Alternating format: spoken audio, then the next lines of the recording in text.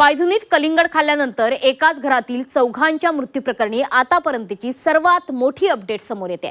उंदीर मारण्याच्या औषधानं या चौघांचा मृत्यू झाल्याची धक्कादायक माहिती या प्रकरणात समोर आली आहे। चौघांच्याही शरीरात उंदीर मारण्याच्या औषधाचे अंश सापडलेत, तर चौघांनी खाल्लेल्या या कलिंगडामध्येच हे औषध होतं अशी देखील माहिती समोर आली आहे। दरम्यान तब्बल 11 दिवसांनंतर या प्रकरणाचा छडा लागलाय।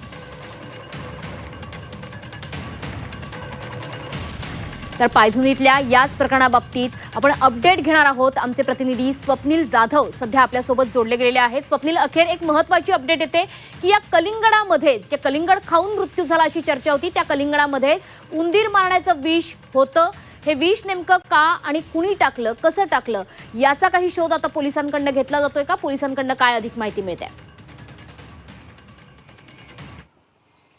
मनीष, नक्कीच 11 दिवसानंतर पायधुनी प्रकरणामध्ये मोठी अपडेट समोर आलेली आहे।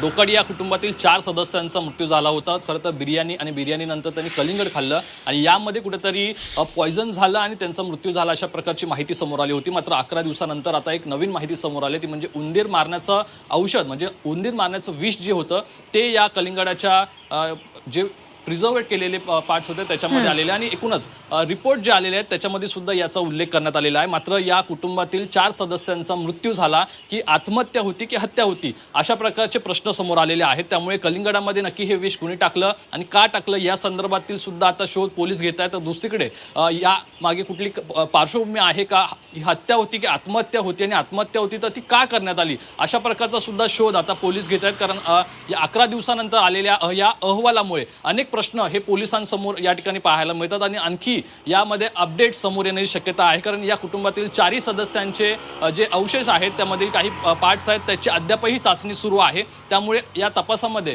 खरं तर घरामध्ये सुद्धा छापेमारी झाली होती। घरामध्ये सुद्धा काही अवशेष हे पोलिसांनी घेतलेले आहेत, मोबाईल असतील, लॅपटॉप असतील, यामधून सुद्धा शोध आता पोलीस घेताना पाहायला मिळतात। त्यामुळे हत्या की आत्महत्या यामध्ये नक्की कोणता दुवा आहे हे पोलीस शोधत आहेत। मनश्री, नक्की स्वप्नील, त्यामुळे याबाबतचे वेळोवेळी अपडेट तुमच्याकडून घेत राहू। तुर्तास धन्यवाद या दिलेल्या माहितीबद्दल।